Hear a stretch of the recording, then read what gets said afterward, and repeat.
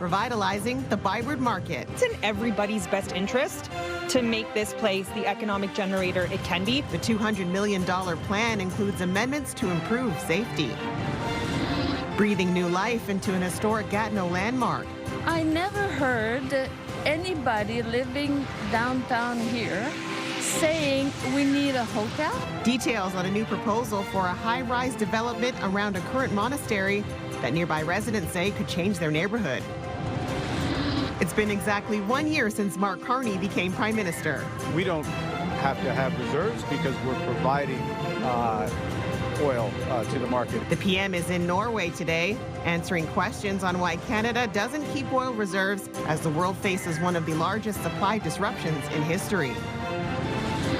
And going for a ride for a good cause. We thought it was a great cause that they support in getting people back on their feet through running and through that sense of community. More from a St. Patrick's Day spin party, raising money for those experiencing homelessness and addiction.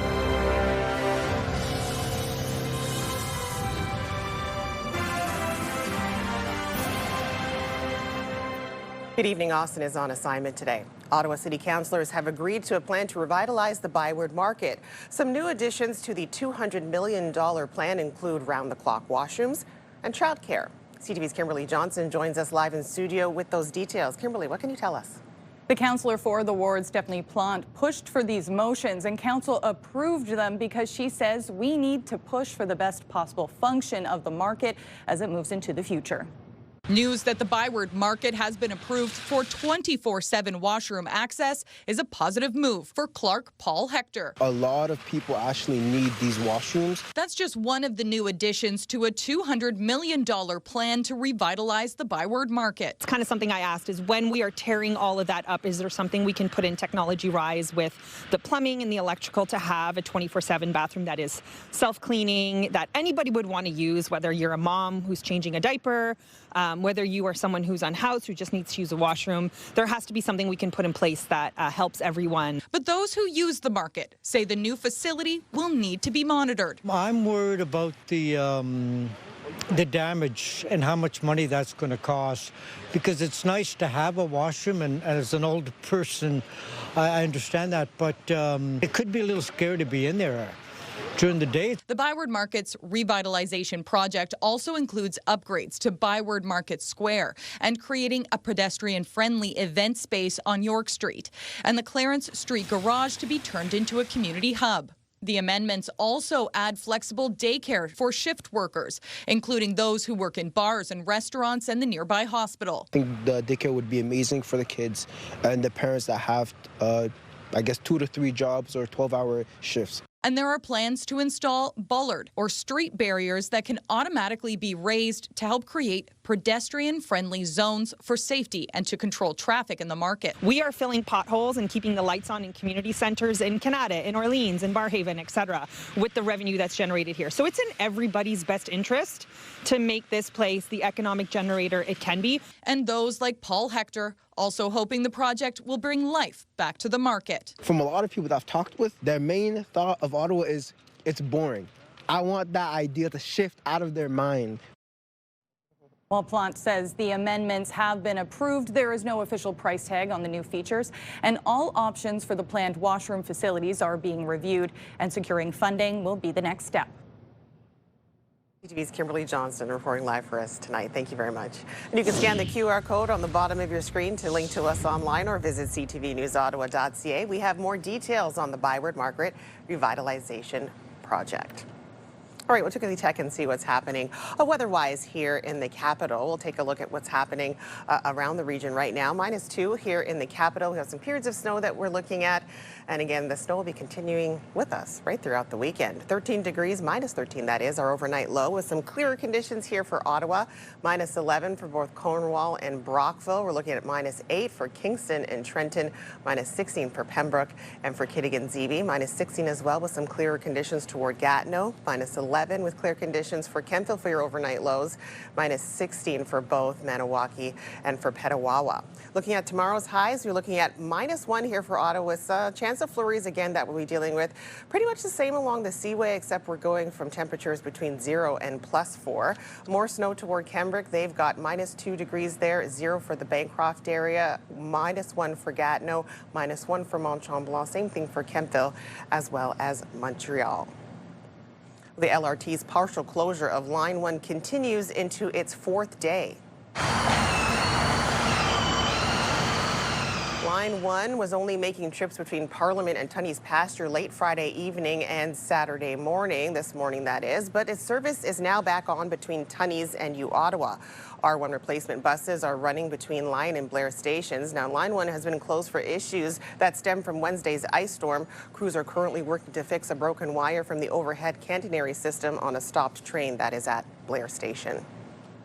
Ontario Provincial Police are looking for a driver who caused a crash on the 417 this afternoon.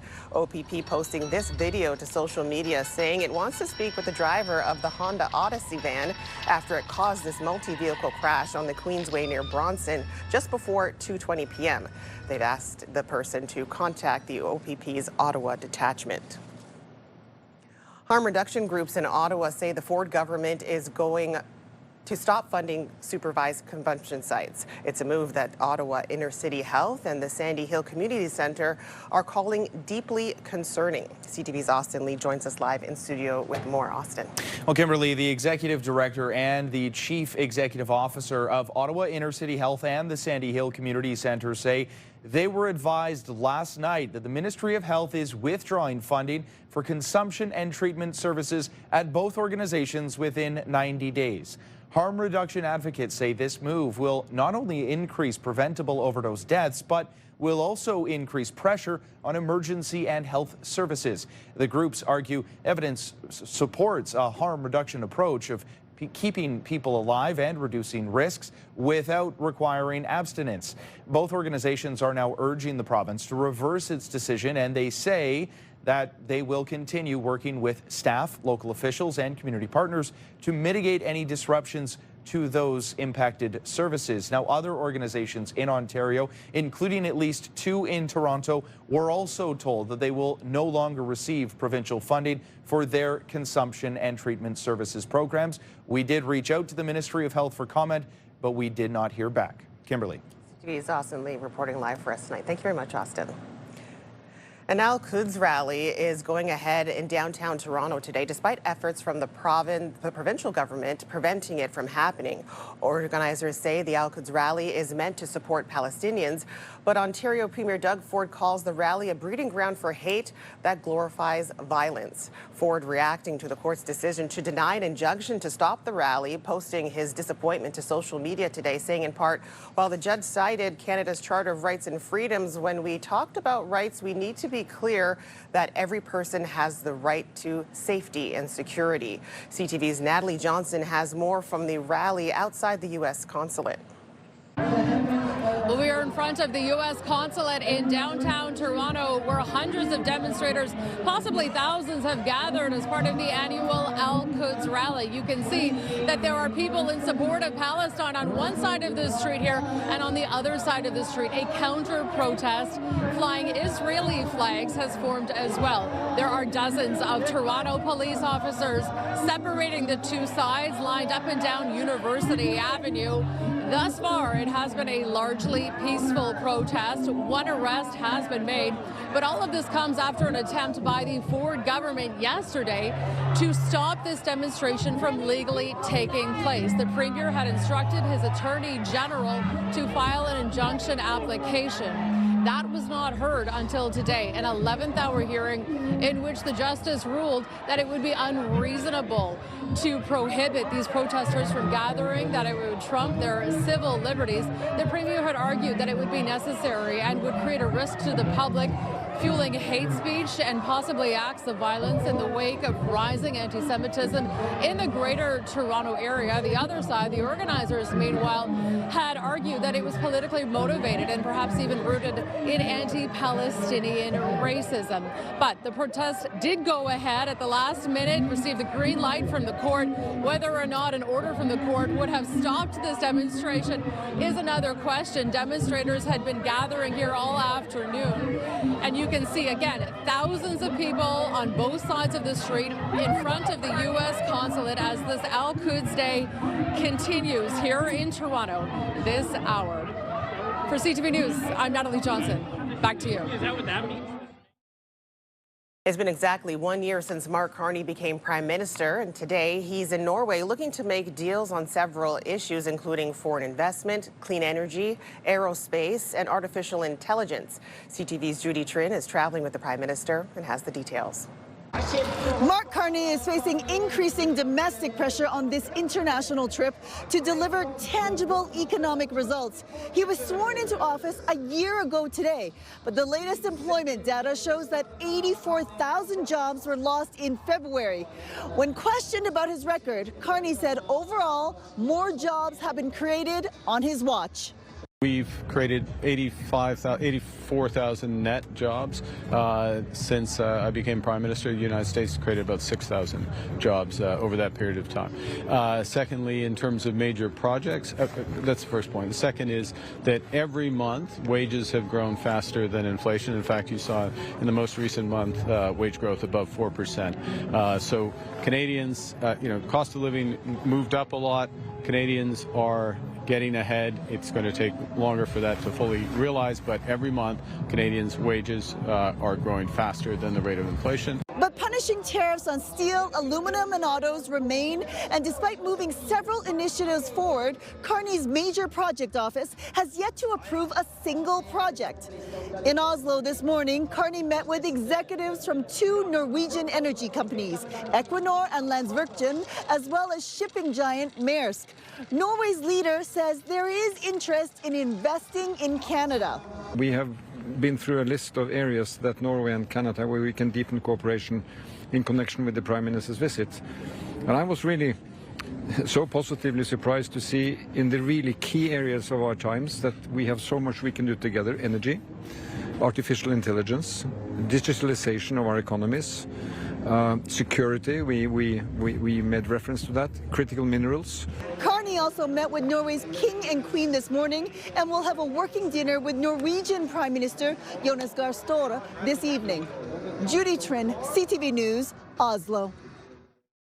While it's troubling news for the Canadian economy, the country's unemployment rate went up last month with the biggest number of job losses in decades outside the pandemic. CTV's John Venivelli-Rao has a look at what's behind the downward trend. At recent job fairs across the country, plenty of job seekers have turned out, hoping to get hired amid a sharp slowdown in employment. A lot of people are eager and ready to work. The unexpected plunge in positions, driving up February's unemployment rate from 6.5 to 6.7%, after experts had forecast job gains for the economy. I thought we'd add actually more than 10,000. So to see us shed 85, there's very, very little good news you can pull from this one. The losses were broad-based across industries, including the services sector and manufacturing. Quebec led the way with a drop of 57,000 jobs, while BC, Saskatchewan, and Manitoba also slipped.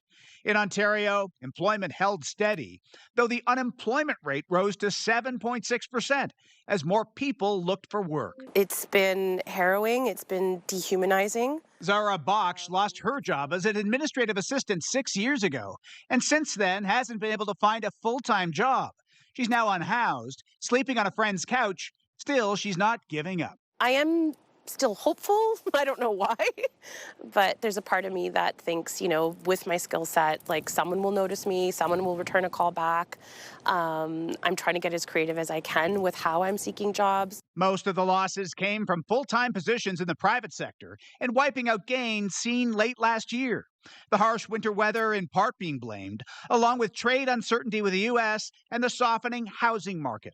I don't believe we're in a recession, but clearly the economy is struggling out of the gate in 2026. And some worry the fallout from the fighting in the Middle East could further impact the economy. Still, despite the job losses, the national unemployment rate is actually roughly where it was a year ago, and hourly wages, they're actually up 3.9% year over year.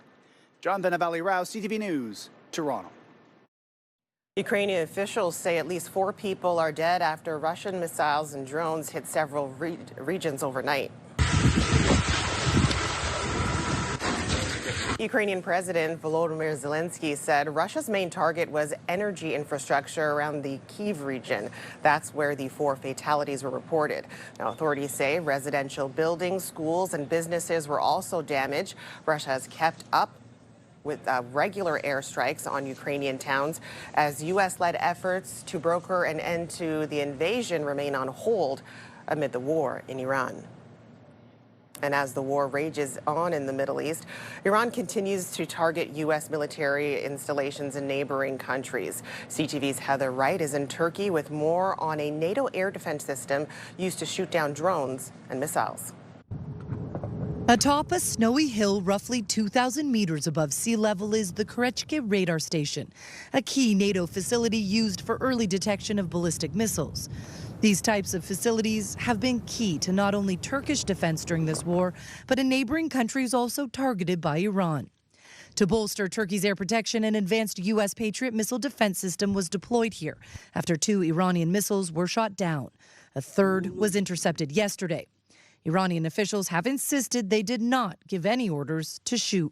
In the nearby city of Malatya, Mehmet, a former soldier, says he's not worried about the war raging next door in Iran.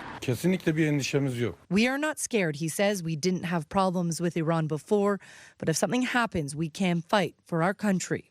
The hope, of course, is it doesn't come to that. But Mehmet acknowledges there are risks to hosting NATO bases and U.S. troops nearby, which are targets of Iran. Pros and cons, he says, adding he feels more safe with Turkey's own defense system. While the United States does not release how many missiles or drones it intercepts, it has shared the number of targets U.S. and Israeli forces have hit over the course of this 2-week war. 15,000. It's a big and expensive number. This is a war of economics right now. Retired Major General David Fraser says the United States is spending billions of dollars on this war, attacking sites in Iran and intercepting drones. But the Iranian drones cost a fraction of the American weapons taking them out. And there are questions about how big the U.S. stockpile really is. To shoot down a $60,000 drone, the price ratio on that it could be about 163 to 1 in some cases.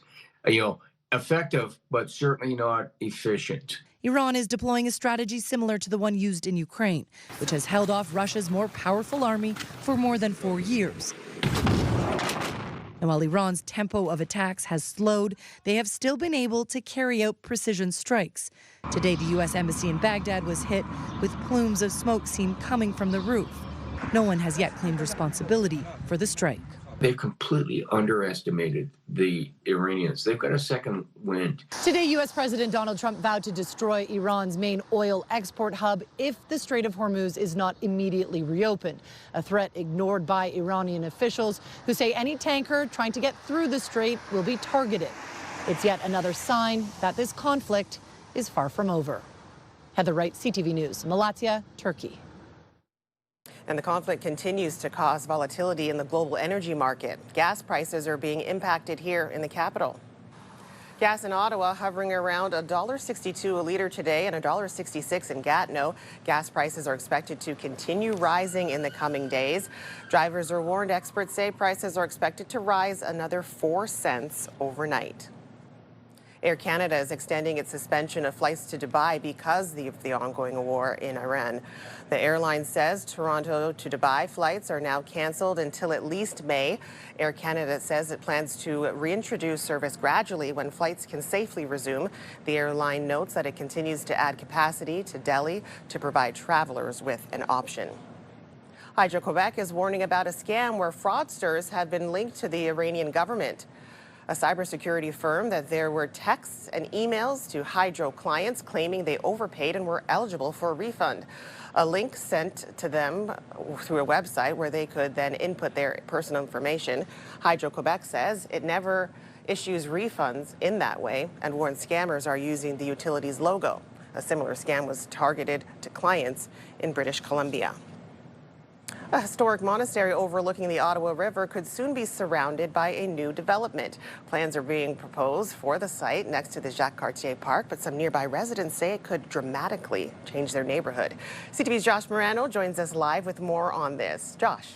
Kimberley, the monastery has been part of the Gatineau skyline for more than a century, and now developers are proposing to restore the building and construct new towers on the surrounding property, leaving many residents concerned about what this means for their neighborhood. For Pierre Schnaub and Elaine Hollin, plans of a large proposed redevelopment at 210 Laurier came as a shock. It's a park, and it should maintain a park. The site in Hull currently houses the historic monastery, once home to a congregation of nuns since 1902. Now it could soon share the space with new residential buildings and community spaces. I never heard anybody living downtown here saying we need a hotel. We always look to create kind of dynamic mixed use in all of our projects, and the importance, the historical significance of the monastery was a real feature for us. Civic Developments, a Toronto-based company, was selected by the NCC to conduct the project, all centered around the monastery, which is also slated to be restored. Our submission entails a total of 5 buildings, all centered around the monastery. The monastery is slated to be restored and adaptively reused. The buildings include a hotel, which will have event spaces within the monastery, 600 new housing units and retail spaces, along with a 60,000 square foot recreation center. People are looking for a project to sort of revitalize the area. But of course, every development, every real estate development has concerns. Friday night, Civic Developments hosting public consultations at City Hall, inviting the community to share feedback while still in the early stages of project planning. We want to do this with the community and address their needs and ensure that this site is for the people of Gatineau. While Hollande says more housing is needed, she questions why it has to be here. There's so much story about that. Can't believe it'll be between a hotel and a YMCA. It's unbelievable. Cohen says Friday was the start of a series of meetings and consultations over the next few months and hopes to have shovels in the ground as early as next year. Kim. Looks like there was a great turnout for that public hearing there, Josh. Josh Morano reporting live for us tonight. Thank you very much. Close to 3 million people coming into the Gatineau Park every year. So if we can just tap into a little bit of that market, we're going to do well. All right, coming up, we'll have more on how you may be able to enjoy a popular destination in our region by staying in a boutique hotel at Meech Lake. Here's a live look now through our Centennial Glass Sky Cam. We're sitting at -2 degrees with some overcast skies here in Ottawa.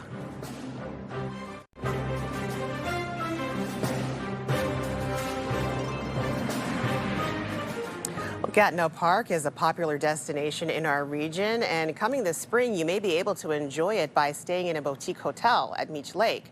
Local Chelsea business owners are turning O'Brien House, a heritage NCC property, into what they're calling a high-end experience. CTV's Peter Sperling explains.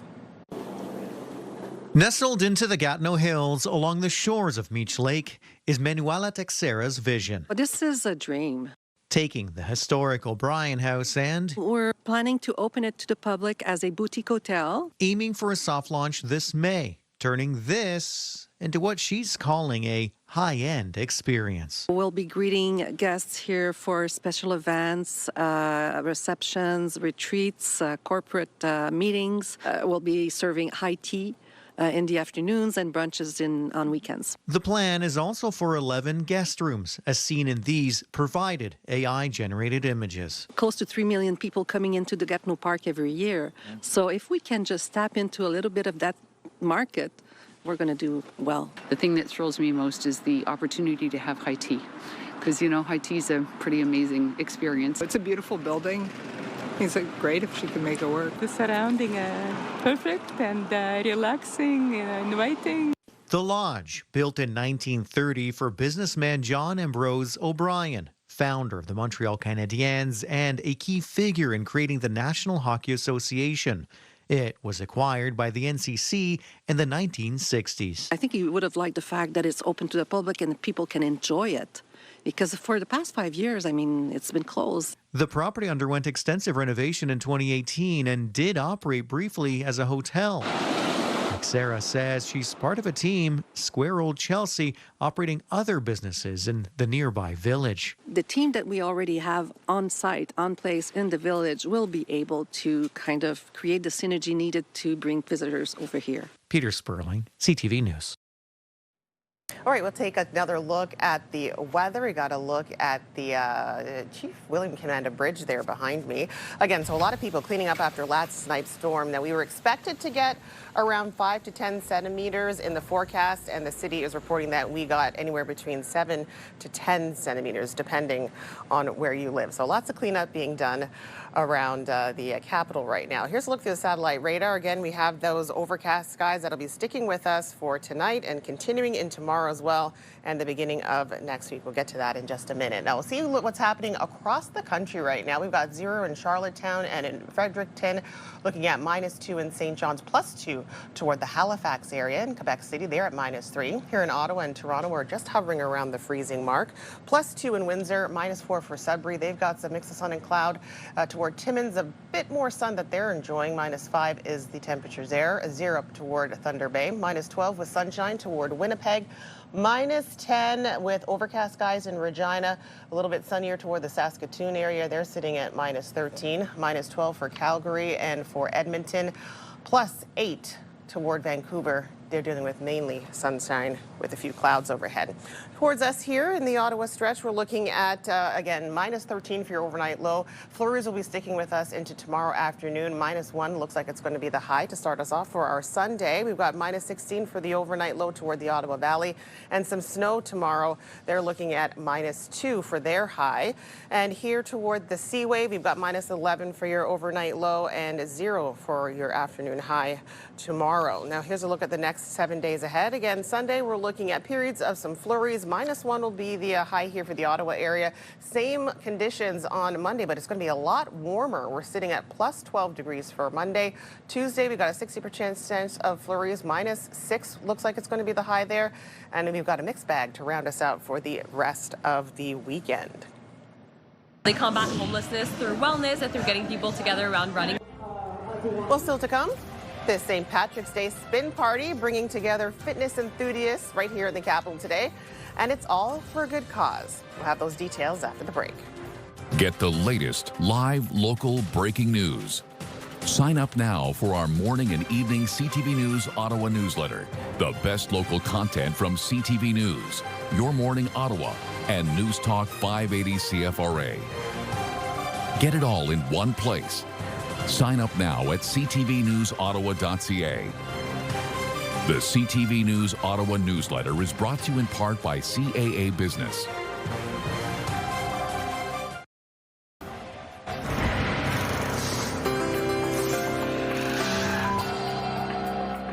In tonight's big picture, Chicago is looking a bit more green today. Well, that's because the Windy City carried on the long-standing tradition of dyeing the Chicago River green in honor of St. Patrick's Day this morning. It takes about 45 minutes to complete, and depending on the weather, the color can last for a couple of days. Just a reminder, St. Patrick's Day is on Tuesday. And there is a St. Patrick's Day spin party here in the capital today. Now, the event bringing together fitness enthusiasts for a good cause. CTV's Camille Wilson has more.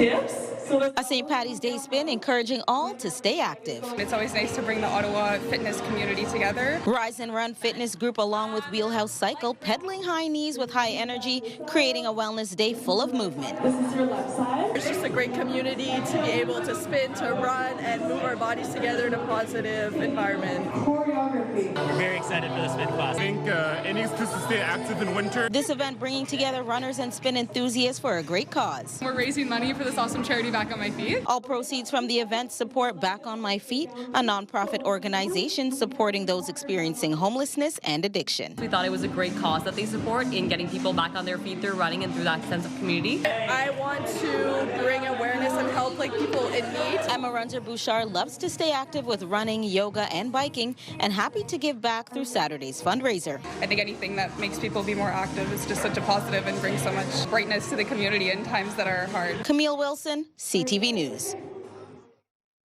The Ottawa Senators, they're playing a rare matinee game this afternoon, hosting the Anaheim Ducks. Pinto for the Trevor Chabot, moves it and shoots, scores! Thomas Chabot, short-handed goal! Thomas Chabot puts Ottawa up by 2 in the second, and that goal, also your game-winning goal. Ottawa hangs on for the 2-0 shutout against the Ducks. Now the Sens, they're at home again tomorrow to play the San Jose Sharks. Puck drop is set for 5 p.m. Leslie, in for backup, drop pass, Leslie shoots and scores! Ooh, and a nail-biter at the Pacific Coliseum in Vancouver this afternoon as the Ottawa Charge took down the Golden Eyes in overtime. And it's our hometown gal, Ottawa's Rebecca Leslie, with the winner in this one. 3-2 is the final score. The Charge now move on to Minnesota on Wednesday for a game against the Frost, and the puck drop for that game is set for 7 o'clock. Minutes remaining in the second period there. Sema off the draw, rips it home. 3-0. Nick Sema with the one-timer makes it 3-0 for the 67s in Friday night's game against the Brampton Steelheads. Now the Barber Poles, they go on to blank Brampton 5-0. Ottawa heads to Niagara next to wrap up this 3-game road trip. They're set to play the Ice Dogs tomorrow at 2 o'clock. Now to some other stories you need to know right now. The Cinderella story for the Canadians at the World Baseball Classic. Let's come to an end. Towering fly ball to deep right field. Judge is going back, forget about it. Bo Naylor finds the second deck, and Canada's back in this game. That was a highlight for sure. Canada was looking for a major upset, taking on the powerhouse Americans in the WBC quarterfinals. Mississauga's Bo Naylor homered in the 6th to put Canada within 2 of the U.S., and they threatened in the 7th. And with 2 on and nobody out, they just couldn't score. The U.S. would go on to win 5-3 in advance to play now the Dominican Republic in the semifinals. This was the first time Canada reached the knockout round of the tournament, finishing first in their group. And the war in Iran may put the brakes on a pair of multi-million-dollar events in the Middle East. The Bahrain and Saudi Arabia Grand Prix, both set for next month, are set to be canceled due to the conflict, according to multiple reports. The cancellation could cost F1 more than $180 million. And according to Reuters, Meta is planning massive layoffs, which could affect 20% or more of the company to offset costly artificial intelligence infrastructure. The costs are meant to make room for greater efficiency brought about by AI-assisted workers. Now, no date has been set for the cuts, but this could be Meta's most significant job cuts since a 2023 restructuring.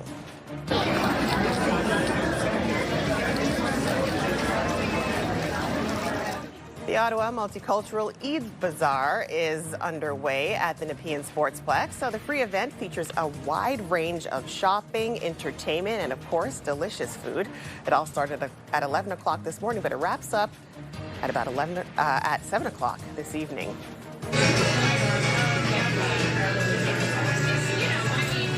Well, vintage fashion lovers were treated to a wide selection of XL Plus clothes and accessories today at the Next Door Market and Event Space. Now, more than 20 vendors filled the space with bold style and body positive art.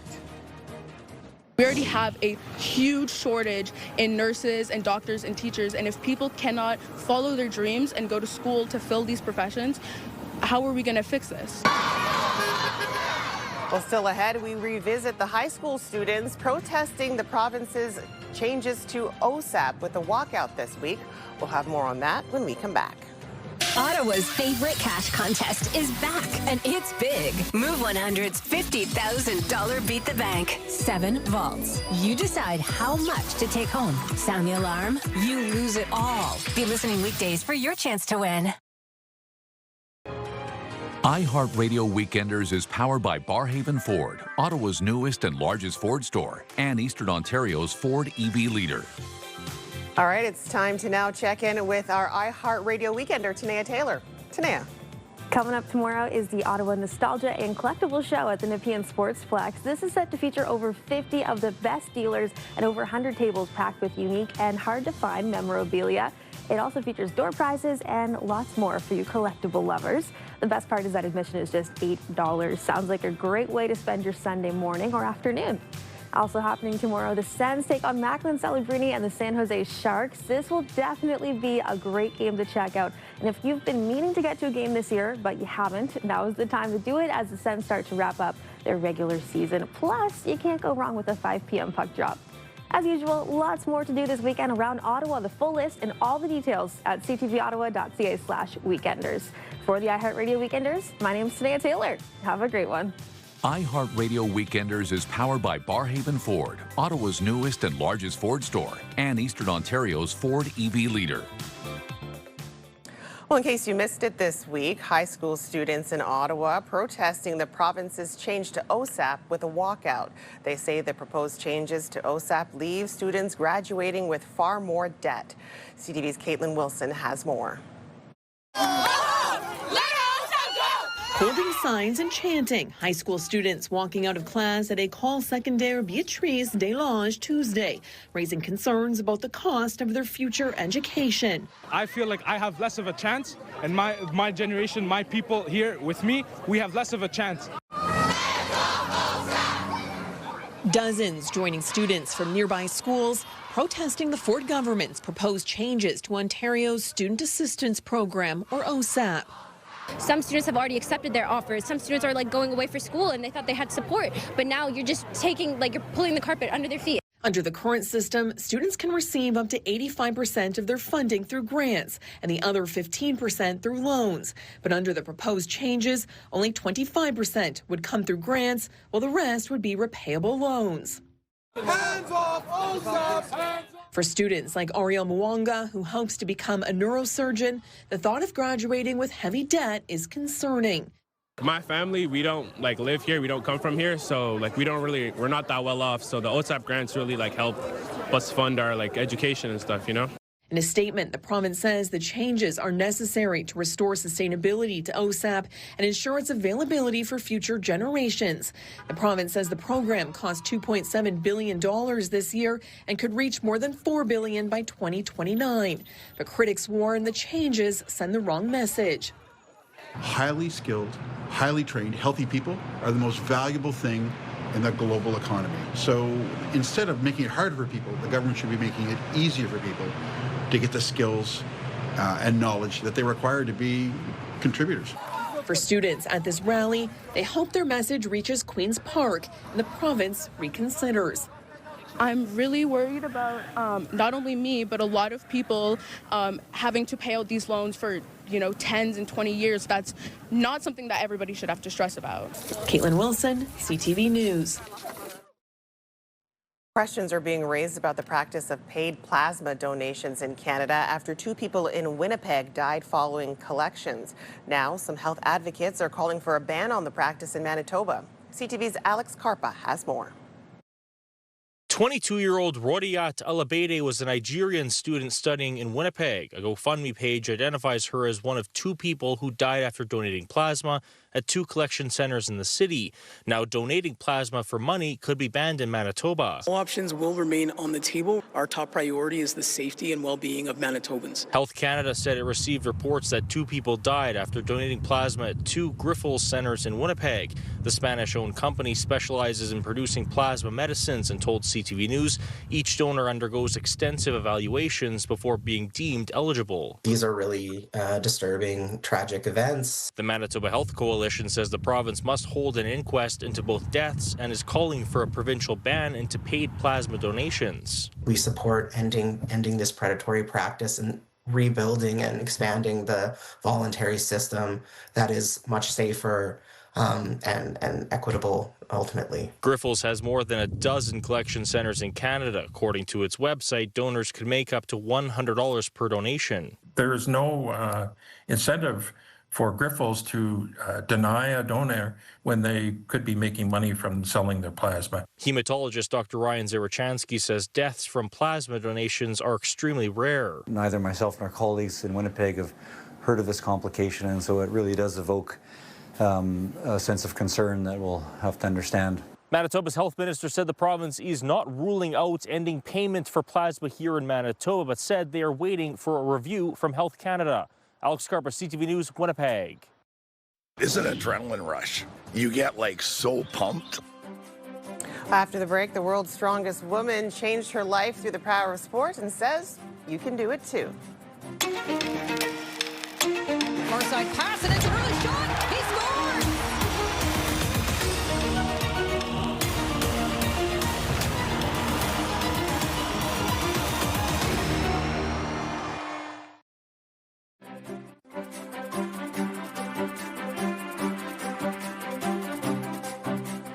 The world's strongest woman hails from a small town in northern Ontario and says her passion for weightlifting saved her life. And as CTV's Lindsay Alick tells us, she hopes her journey inspires others.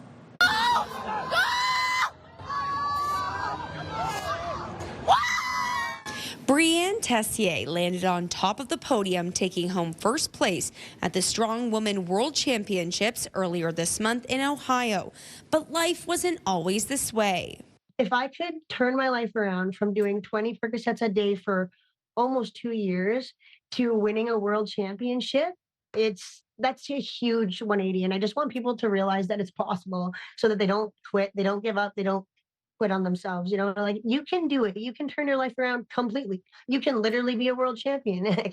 All you have to do is believe. Tessier grew up playing sports, but stopped when she left post-secondary. She says that's when her addiction began. In 2020, she was introduced to strongman competitions, but didn't take it seriously until she became sober 3 years later. I think we had the regionals in Elliott Lake, and that was the first comp I went to since I was decided to lock down. And the atmosphere was amazing. I cannot describe the strongman atmosphere to anybody. It is so crazy. The vibe, the confidence, the energy in there is unreal. She won regionals and has now gone on to win on the world stage and has even broken world records. I did actually recently set a world record for the log, and that one was 167 pounds. I also do hold a world record, the world record for the deadlift, the axle deadlift. So that is 374 pounds. I weigh 125. I'm almost hitting 4 times my body weight. Tessier says if her story inspires even one person, that is her goal. As for competing, she is preparing for regionals, which will happen later this spring, and she will continue her strong woman journey as long as her body allows her to. Lindsay Alick, CTV News, Sudbury. All right, coming up, we'll recap your top local stories. We'll take one more look at the forecast. And look at this, how furry friends are helping to ease the nerves of weary travelers ahead of March break. Another live look through our Centennial Glass Skycam. We're sitting at -1 degree right here in Ottawa. Tonight, dueling rallies draw massive crowds. We're going to exercise our rights today. We're going to keep struggling. Why demonstrators hit the streets despite calls to shut them down. Later on CTV National News and watch on Crave. The National Capital Region is jam-packed with incredible experiences you don't want to miss. Hey, I'm Sneha Taylor, your iHeartRadio Weekender, powered by Barhaven Ford. Get the inside scoop on all the biggest and best events every Thursday, Friday, and Saturday on CTV, Move 100, Pure Country 94, TSN 1200, and News Talk 580 CFRA. iHeartRadio Weekenders is powered by Barhaven Ford, Ottawa's newest and largest Ford dealership, and Ontario's #1 Ford EV dealer. Hairstyles, courtesy of Salon Fiorella. Well, here's a recap of the top local stories we're following right now. It could be a little scary to be in there. Details on the $200 million ByWard Market Revitalization plan as officials aim to improve safety and revamp the tourist destination. Breathing new life into an historic Gatineau landmark. Details on a new proposal for a high-rise development around the current monastery that nearby residents say could change their neighborhood. We thought it was a great cause that they support in getting people back on their feet through running and through that sense of community. And pedaling for a cause. The St. Patrick's Day spin party that's raising money for those experiencing homelessness and addiction. Right now, we'll have a final check of your wake-up weather as well as your 7-day forecast. Minus 13 degrees what we're waking up to here in Ottawa. We do have some flurries that'll be sticking with us for the better part of the next couple of days or so. So Sunday, -1 will be the high. Then on Monday, look at that, +12. We're going to see some periods, some possible flurries that we're looking at. Same thing on Tuesday with more cloud cover, but look at that temperature swing from +12 to -6 between Monday and Tuesday.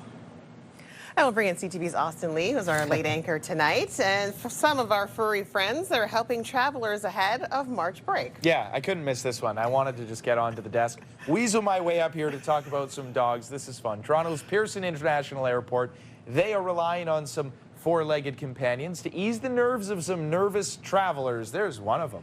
Looks like a seasoned vet in the industry. The St. John's Ambulance Therapy dogs and their handlers will be strolling around Terminals 1 and 3 throughout the March break. Travelers can feel free to say hi. Of course, give them a scratch or two when they see them and get a little boost of serotonin. I love that. I love seeing doggies. Yeah. They're my favorite. Yeah, who doesn't love them? Who doesn't love a doggie? Good night, everybody.